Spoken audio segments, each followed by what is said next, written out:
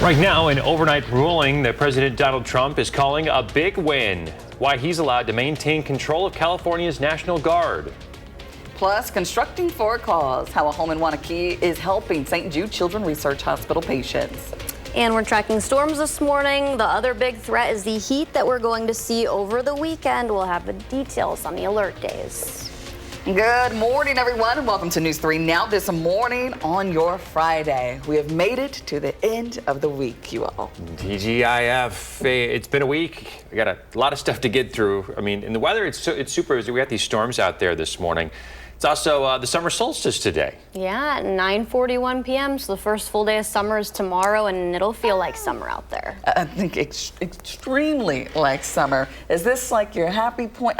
You like the Arizona heat, though. It's dry, though. Okay, so this is a little bit different for you. I can deal with like 105 with, 4% relative humidity. They don't have like super soupy air masses that move in, which is what we've been dealing with all week, and that's what we're going to see into the weekend. Dew points are going to be a lot worse. Those are going to reach potentially 75 degrees. We are tracking some storms this morning, some lightning up just north of Fond du Lac, and then also heavy rain crossing areas like Prairie du Chien and just directly west of the Lone Rock area right now. Some of these could be strong gusty winds, and hail are going to be the main threats, and then also lightning and heavy rain being the secondary threats that we could see. And then the other big story is the alert days Saturday, Sunday, and Monday. Temperatures are going to climb well into the 90s with heat index values exceeding 100. We'll talk about the hottest day and when we'll see relief underway coming up. Sounds good, Savannah. Folks, you can stay ahead of the storms out there this morning. Track our alert days and next week's storms. All of it right in the palm of your hand with the First Warn weather app. This morning, a win for the White House. Overnight, a federal appeals court ruled California's National Guard can stay under President Trump's control and on the streets of Los Angeles. President Trump called the decision a big win, adding that it's bigger than California. He says that it means that the government will be able to give cities and people protection if state or local police aren't able to. Meantime, California Governor Gavin Newsom says that the state plans to press forward with its challenge to, quote, President Trump's authoritarian use of U.S. military soldiers against citizens. It all comes as immigration raids across the country continue with what the administration says is a focus on so-called sanctuary cities. Student visa appointments are set to resume, but rules going forward will be more strict. Embassies are now required to screen applicants for so-called hostile attitudes toward the U.S. This means a full review of their online presence, including search histories and social media activity. Officials say they're looking for views in support of terrorism, anti-Semitic content, or signs an applicant might undermine national security. UW-Madison says it's aware of appointments resuming, saying, quote, visa applicants can expect to be required to set all social media to public and to have online presence. News 3 Now is part of a special project that ties St. Jude Children's Research Hospital in Memphis, Tennessee to a generous home builder in Waunakee. Our Maddie Heim shows us the home and the life-saving mission behind it. A new neighborhood is coming up in Waunakee, but one of the houses is being constructed for a cause. Neighbors helping neighbors, communities helping each other. It's Wisconsin's first ever St. Jude Dream Home Showplace. A house with 4 bedrooms, 3.5 bathrooms, and 1 goal. The net proceeds to what we sell the home for in the end, 100% get donated to the St. Jude Hospital, and it's just amazing. Builder Victory Homes partnered with local vendors, suppliers, and trades companies. Everyone stepped up to the cause. Many of them charging little for their services, maximizing what will go towards St. Jude patients.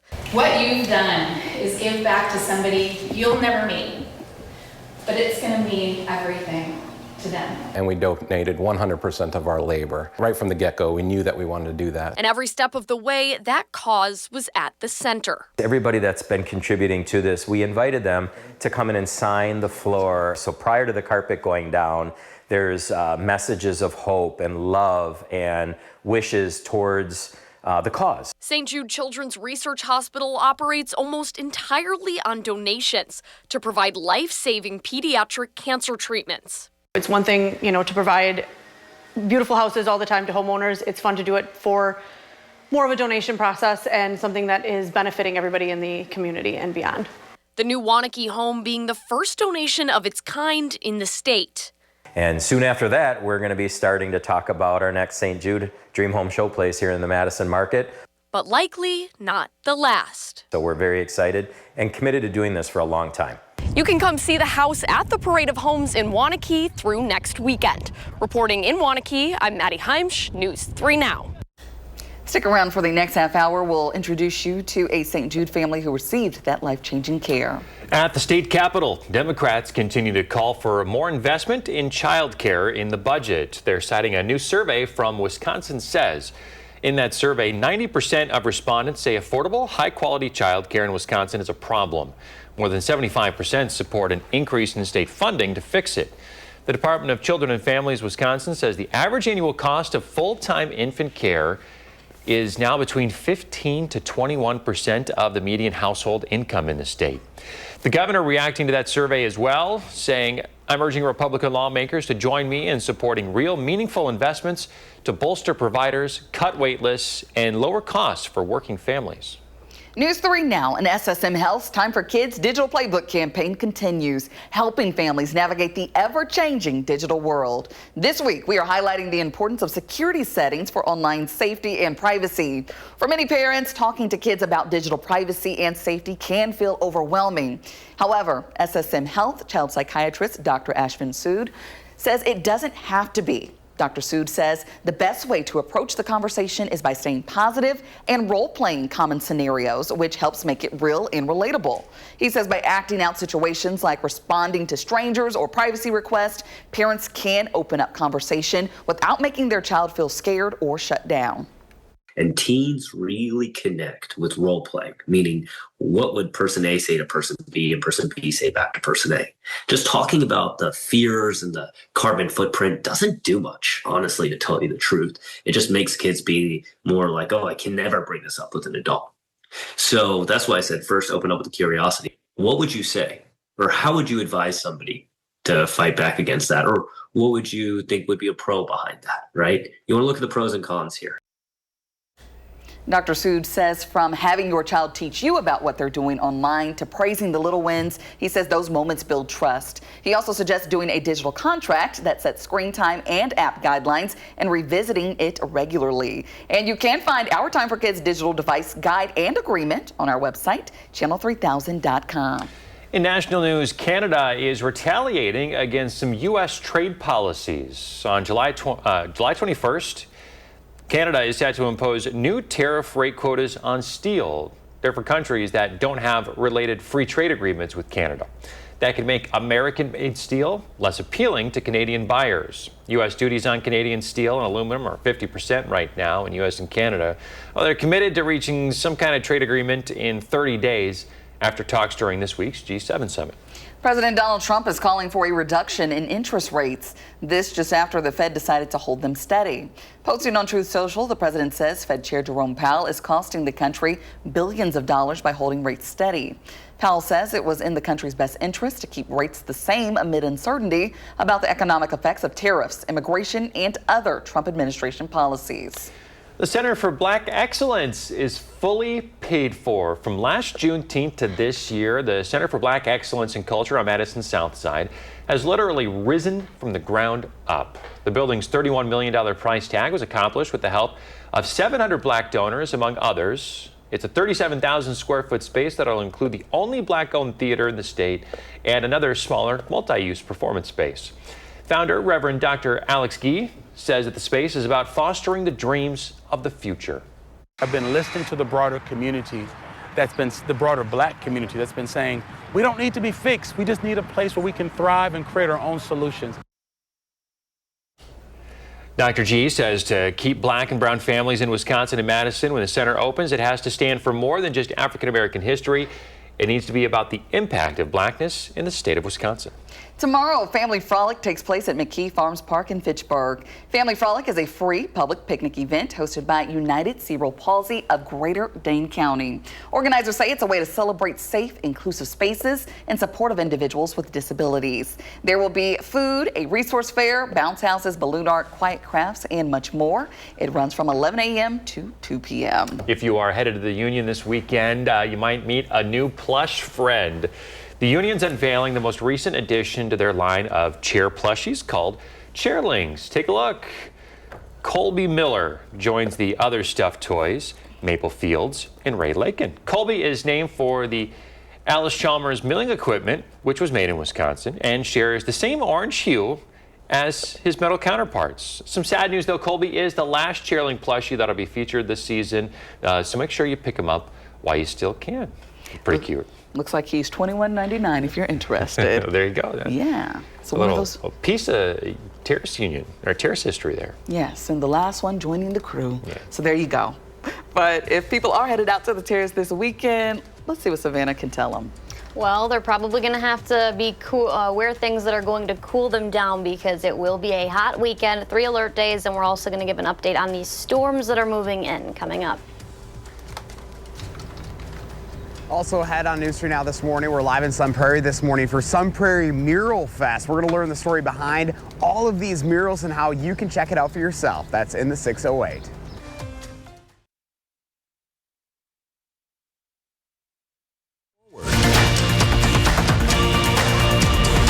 We do have a busy morning. Some of those storms are entering southern Wisconsin now. No strong to severe thunderstorms, but a lot of heavy rain affecting areas just west of Lone Rock, south of Prairie du Chien, and west of Platteville right now. Some lighter showers up near Camp Douglas and Wisconsin Dells.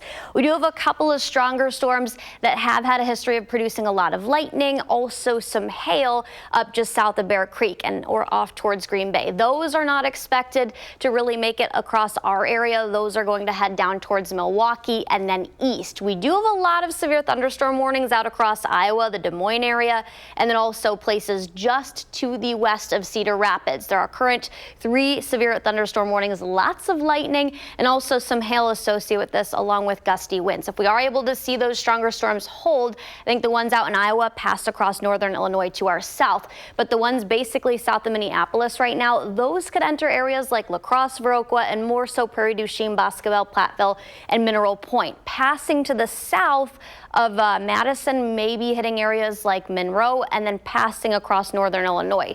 That's in place until mid to late morning. The rest of the day and especially lunchtime will be dry. We warm up. We're looking at least the mid 80s. A couple of us, mainly southwest of Madison, could even top out in the upper 80s. Everyone's looking at the 90s over the weekend, though. We have a string of 3 alert days in the forecast all across southern Wisconsin and the state of Wisconsin. The heat index values, those are going to exceed 100 degrees Saturday and probably everywhere Sunday. We have a heat advisory in place that'll be in effect tomorrow at 11 a.m. to noon. That's when it goes in effect for everyone and will last until 7 p.m. Monday evening. We even have an extreme heat warning for Milwaukee, Kenosha, and Racine counties. I think they will extend that hot pink color further west and include more counties in southern Wisconsin under that extreme heat warning. That's most likely on Sunday. These are peak, at least the second bar, the hot pink color, the peak heat index values we're going to see. 101 Saturday, 105 on Sunday, and then 100 on Monday. When you have heat index values that are that high, heat exhaustion and heat-related illness is possible, but when you do climb above 105 to 130, I don't think we'll be near 130, but I do think it's possible we get in between 105 and 110 for some areas. That's when heat exhaustion is likely and even heat strokes possible, especially if you have to work outside or spend long, strenuous hours outside. So make sure that you at least get into the shade, drink a lot of water. If you can make it inside, I know that we'll have probably a lot of cooling centers open. Those will be up on channel3000.com. After that, a lot of storm chances and 80s return by next Tuesday. All right, there you go. Enough to keep everyone busy. Thanks, Savannah. All right, so we've been letting you know all about Sun Prairie Mural Fest in the 608 this week. That's where we find Josh Kreider. He's live in Sun Prairie this morning with a closer look. Hey, Josh. Hey guys, good morning to you. Super excited for this story. We're talking about Sun Prairie Mural Fest, and we're live with a little bit of the action here this morning. Barbara Beeling is joining us from the Sun Prairie Chamber. Barbara, good morning to you. Good morning. Thanks for coming out. So Sun Prairie Mural Fest, this is the first time that you guys have done this, and why? What's the purpose? You know, we're really celebrating Georgia O'Keeffe as she was born and raised here in Sun Prairie, Wisconsin, and we have artists that love her legacy, and now we're paying tribute to her on 20,000 square feet of wall, And so it's something exciting. Not only is that tribute, but you're also brightening up downtown Sun Prairie. I mean, this is a win-win all the way around. Absolutely. You know, this manufacturing plant has been here since the early 1900s. We love them, but we said, you know what, let's put murals on your wall. Freshen it up a bit, and, you know, it's going to be something to see. We're lucky enough to have one of those artists that we'll be speaking to a little bit later here this morning, but how was it to be able to get all these artists to want to participate in this? You know, actually, we put out a call to artists, and throughout the United States, 118 applicants applied. Wow. And they had all painted large murals in their hometowns. So we have painters here from Anaheim and Richmond, Virginia, and Atlanta, Georgia, and outside of Detroit, and then 5 from Wisconsin as well. That's amazing. And all these folks were able to get sponsors to be able to help support them with this project too. Absolutely. So each of them is sponsored, and we love our community for doing that, supporting the arts. The Bank of Sun Prairie is our presenting sponsor, and then we were able to win a couple of grants as well to really heighten the awareness of this event and really showcase the arts here in Wisconsin. So you mentioned this is obviously the first event of its kind. Do you expect to see more of this stuff in the future? Absolutely. You know, Lena, who you'll talk to in a moment, this was her brainchild, and she wants to do more. And it's funny because as we walk around town, we're like, oh, that would be a good wall to paint. And so more to come. But we're going to get these first 9 done right away, and we have a reveal party next Thursday night from 5 to 8 p.m. Bring your family. There's food, there's music, there's entertainment, and of course all the murals will be revealed. But if you want a sneak peek, come on out anytime. Yeah, and this weekend's going to be big too. I mean, people are always coming to Sun Prairie, but it's about bringing the family, getting the community involved too. Absolutely. We have a farmer's market this weekend, Strawberry Fest. We have Make Music Day, where you'll actually have music in the parking lot here, and then a community mural, so you can try your hand on a mural. And then also our go-karts is here, which has a variety of arts activities. So you can just have a great time with the family, enjoy it, watch the professionals, and have a great time here in Sun Prairie. Awesome. Well, Barbara, thank you so much for having us up to Sun Prairie this morning. We appreciate it. Well, it's our pleasure to have you here. And if you want more information, visit Sun Prairie /Mural Festival. Awesome. We'll have that up on channel3000.com as well. Appreciate it. Thank you so much. And as we talked about, we're going to be going up on that here in a little bit, guys. We're going to be talking to Lena. She's already off and rolling here a little after 6, working on that mural, getting her ready for Sun Prairie Mural Fest, guys. Looking good. The mural, that is. Awesome stuff. I mean, how exciting. I love this. It's very artistic. It's just embracing something that makes the Sun Prairie community so special, and Georgia O'Keeffe's legacy, bringing it all together for this weekend with the community. Yes, a pop of color. Josh, thank you. Josh is always looking for inspiration in the 608. Got an idea for him? Let him know about it. Still ahead, a chance for you to win some tickets to the next Mallards game. We'll have all the details coming up. But is there? Welcome back, everyone. It's time for the ticket giveaway. Yeah, we got some tickets to the Mallards. We take a look at the duck pond behind us. A 4-pack to watch the Madison Mallards coming up in, I don't know, soon. All you have to do is tune in to News 3 Now, watch for the question of the day, answer it at channel3000.com. Just make sure you're entering something in there and put your information in. The question of the day is, what year was the duck pond built? That's what we want to know. Here's a little hint. It wasn't the duck pond when it was originally built. It was later dubbed the duck pond. So when was the field, the stadium, the current stadium there, when was it built? That's what we want to know. So go to channel3000.com. Click on the stuff and the contest. The contest. Click under the contest tab. They'll find it. They're smart people who watch here. They'll find it. They know where to look. We gotta lay it out. Lay it out. Yes, there's no right or wrong answer. Just in the little passcode thing. I mean, there is a right answer, but like if you enter the wrong answer, you still have a chance. You can put today and you'll still enter. Yes, you still have a chance to win. So again, you can head over to channel3000.com under contest. All right, got an interesting story here. Floods and rising food prices pushed an English dairy farm down an unusual path. Fiona Wilson's family farm, once focused on milking, now offers cow cuddles For $125, visitors spend hours snuggling with gentle giants like these. Farmers spend 6 months just to teach the cows how to enjoy the love. The experience includes a post-cuddle safari and all the funding. You may think this is, oh, that's selfish. They're selling the cow cuddles for $125, but no, it all goes to fund local wildlife conservation. So there is a method. Getting cuddles, you know, this is great. Yes. I want to do this. They need to bring this to Wisconsin. Right, I would totally do this. Me too. Yeah. Get all the cow cuddles. Kyrad will be the first one to do it. All right, well, we're tracking some alert days and storms. We'll have more details coming up. This morning, new developments in the Israel-Iran conflict. President Trump's timeline for a decision on whether the U.S. will enter the war. Plus, a town board chairman facing charges in a dog's death. What the sheriff is saying about the incident. And celebrating Juneteenth. Hear what it means for those marching and what events are still planned for this weekend. TGIF, everybody, thank you for tuning in. Weekend is almost here. That's right. Get locked in because we have to start this morning off on a great note. Yeah, with the rain and the heat and the storms. Yay. I know What we're trying to overcome all the stuff that Mother Nature is throwing at us with our positive vibes. So we'll see if that works. We do have this kind of headed towards the Madison area. Yeah, some heavy rain, little areas of hail on radar right now. Those are the areas of white that you see within that yellow. So there is minimal hail, very small, showing up on radar. And that's around the Platteville area right now. Lots of orange and also yellow. That's all some heavy rain, so all directly southwest of Madison.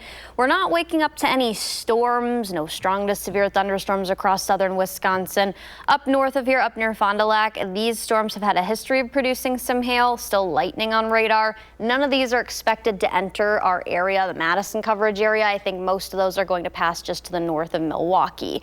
These storms we're keeping an eye on, though, that are just northwest of Waterloo across the Mason City area, and then up in Minnesota, southern Minnesota, near Mankato. I do think these could graze our southwestern counties. We'll talk about the time frame and also an update on the dangerous heat that we're going to see in 3 alert days, Saturday, Sunday, and Monday coming up. There you go. Thanks, Savannah. You can track those storms, the alert days, and next week's rain with the First Warn Weather app. Find it wherever you get your apps. Now to this morning's top stories. Iran's foreign minister is set to meet with counterparts in Geneva in a movement towards de-escalating the conflict between Iran and Israel. This as the clock is ticking while President Trump considers whether or not to order U.S. strikes on Iran. The president says the decision will be made in the next 2 weeks. He's been briefed on both the risks and benefits of bombing Iran's most secure nuclear site. Meantime, multiple sources also say the FBI has stepped up monitoring of possible Iran-backed operatives within the U.S. The FBI and the White House have yet to comment directly about that, though.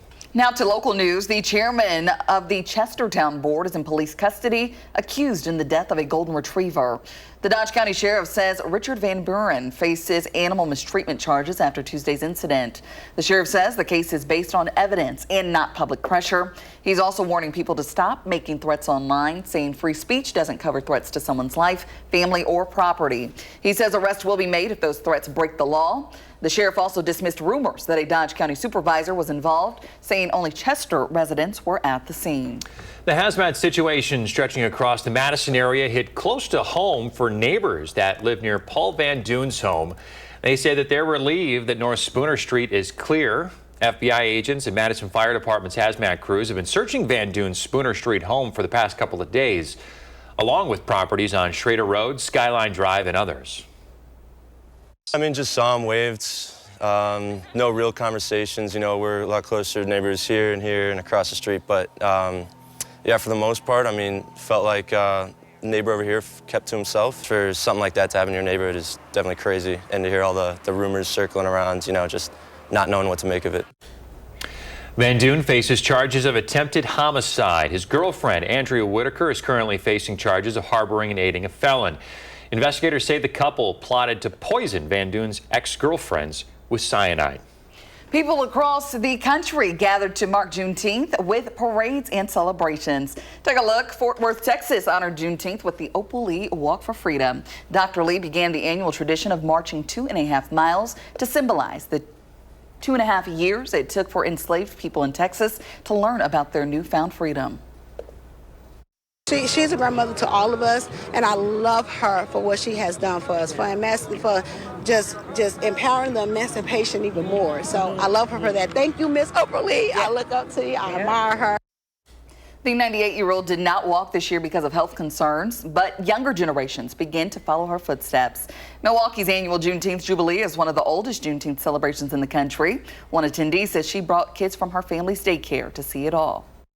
I feel like a lot of kids don't know what Juneteenth is. We know a lot about the 4th of July, but we don't know about the freedom of African American people. So for have them to come out and see everyone celebrating, everyone dressing kente cloth, getting food that we like to eat, things like that, that we can come together and celebrate with no drumming and having a good time.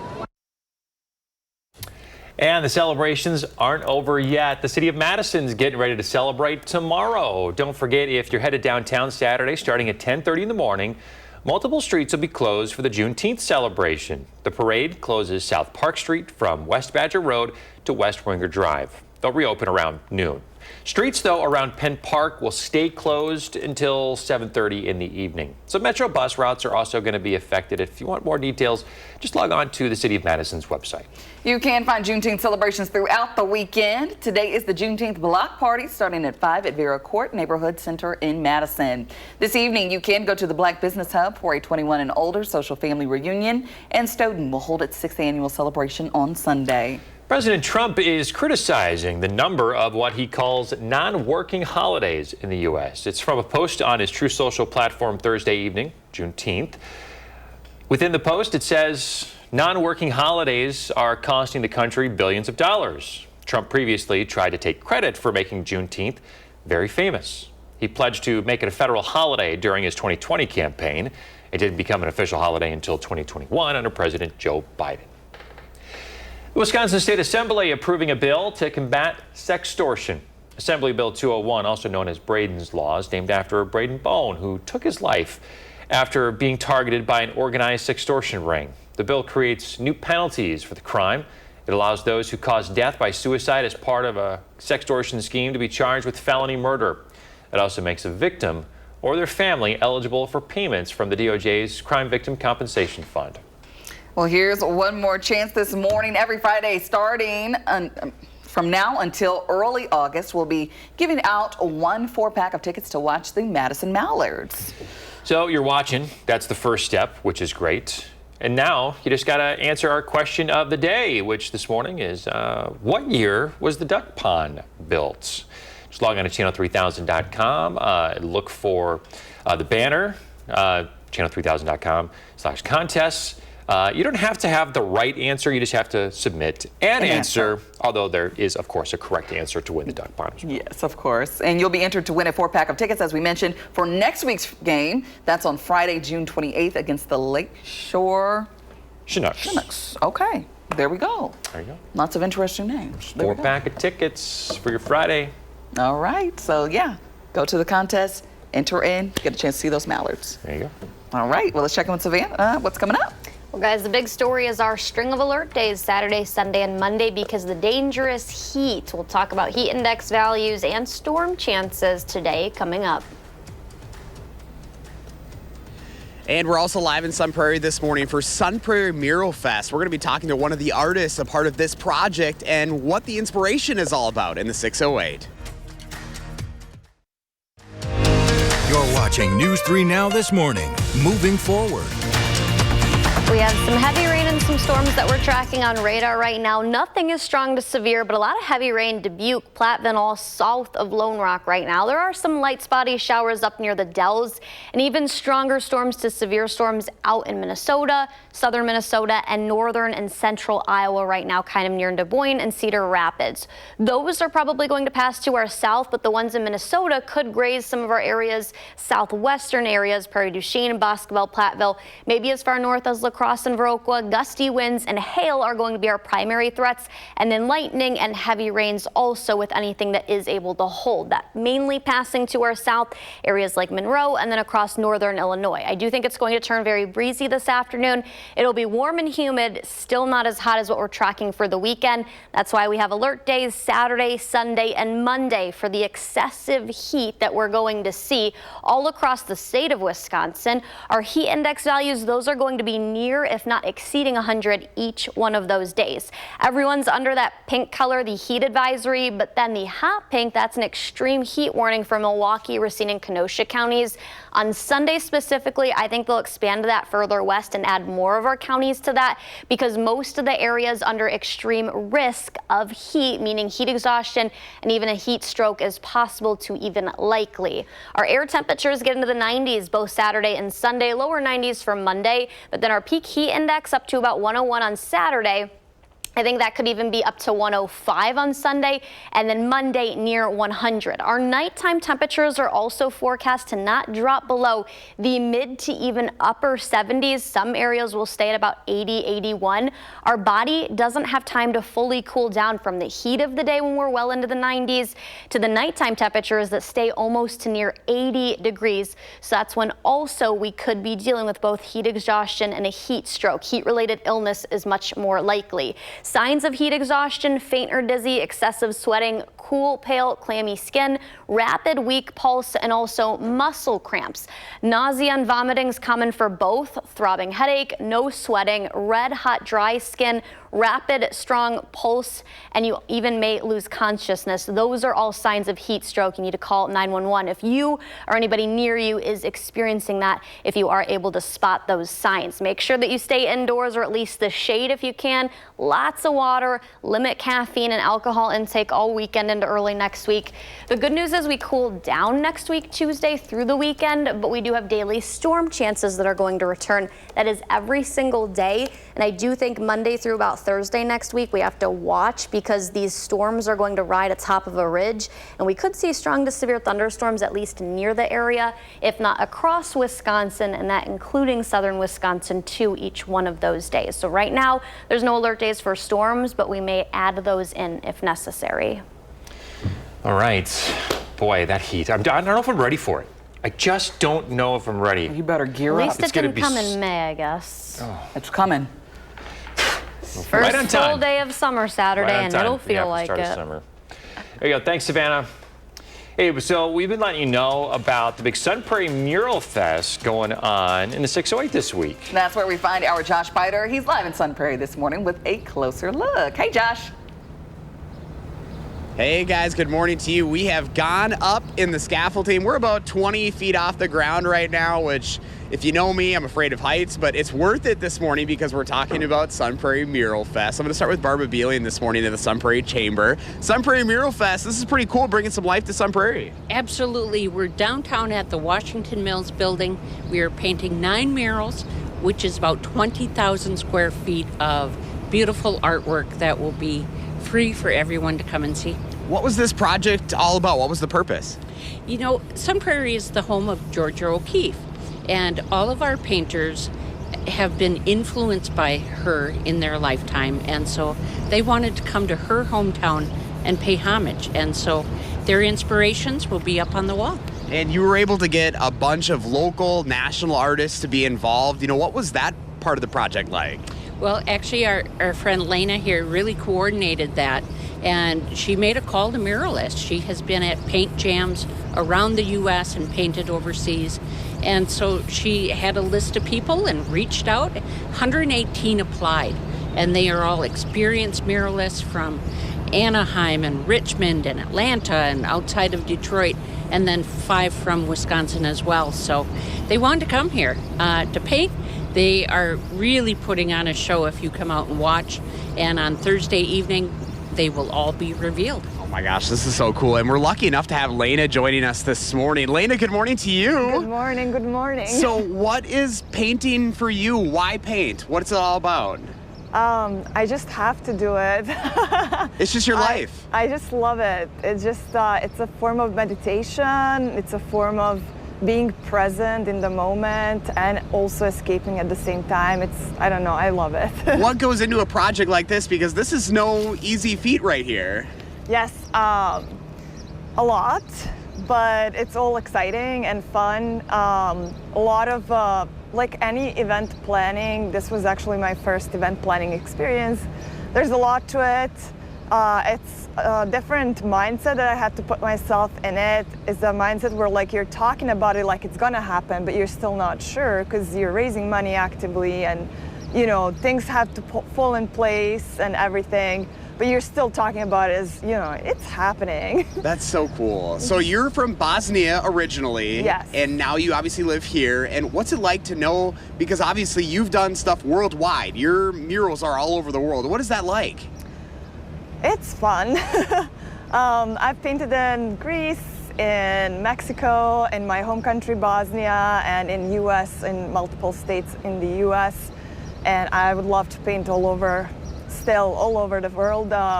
It's fun because you combine art and travel, you meet a lot of people, you meet local community, you meet artists, you hang out with your peers, which is different. When you're an artist, you're alone a lot of the time. So this kind of thing allows me to work with my peers alongside, and it's just a cool experience. Oh, that's awesome. Well, I'll let you get back to work. Thank you so much for joining us, and thanks for adding some color to downtown here. Of course. We appreciate it. And if you'd like to learn more about Sun Prairie Mural Fest, lots happening. Even this weekend, you can come check out the action. And then, as Barbara mentioned, next Thursday is going to be the big reveal party. We have all of that up on channel3000.com. Chris and Kyrie, how cool is this?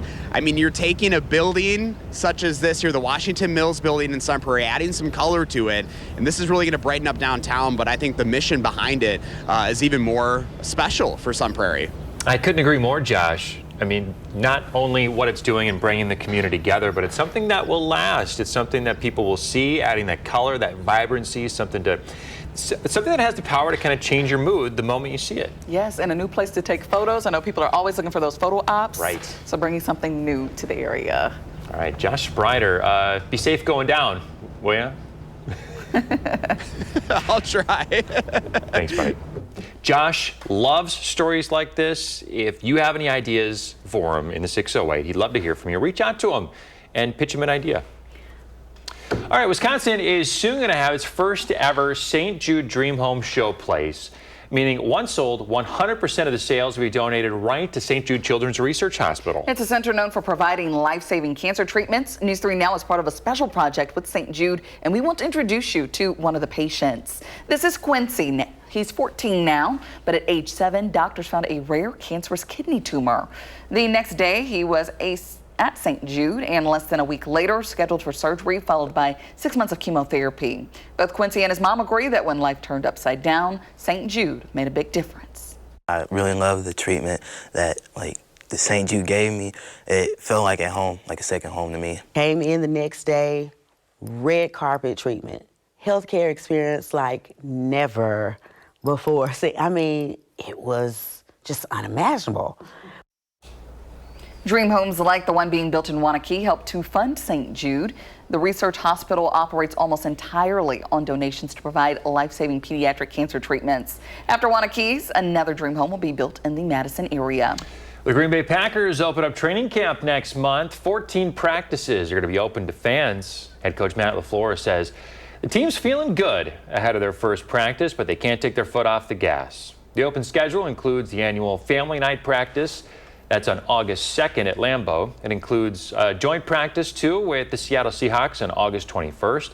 Players start reporting to camp on July 18th, with rookies and quarterbacks arriving first. First practice kicks off Wednesday, July 23rd at 10:30. You can find the rest of the open practice schedules on channel3000.com. Well, coming up in the morning sprint, more about a new coronavirus variant in the United States. And we got a birthday to celebrate this morning. Freya. I hope I'm pronouncing that right. Freya Leone, happy birthday. Hope you have a great one. We're back with the sprint next.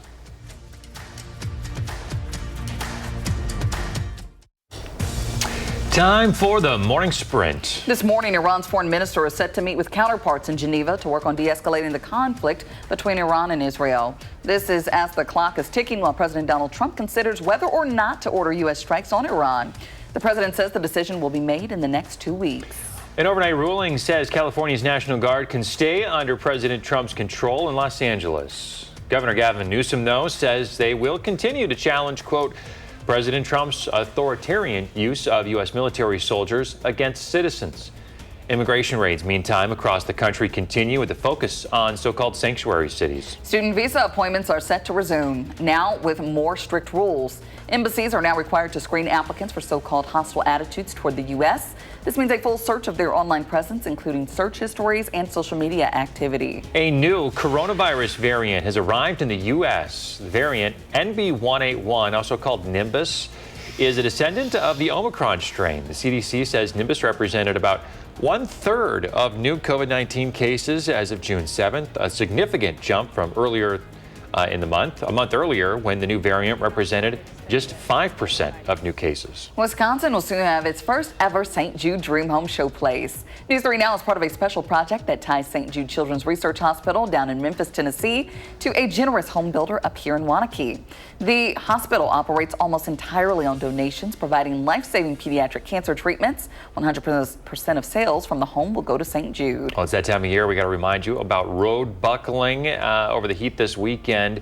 You know, we could see that shift from cool to hot, and that causes those pavement slabs to expand and put pressure on one another. So make sure that you're paying attention out there this weekend. Temperatures are going to be well into the 90s. We're tracking 3 alert days, Saturday, Sunday, and Monday. Today's storm threat is mainly going to be until mid to late morning. The rest of the day, dry, breezy, and we're starting to warm. We're looking at the 94-degree mark once we get to tomorrow and Sunday, but heat index values, those are going to be above about 100. All right, Savannah, thanks for tracking it all. Steamy and soupy. Yes, it will be. All right. Thanks, Savannah. Thanks for watching News 3 Now this morning. CBS Mornings is next. Our next newscast is coming up at noon. You can always find us streaming on Channel 3000+. Have a great weekend.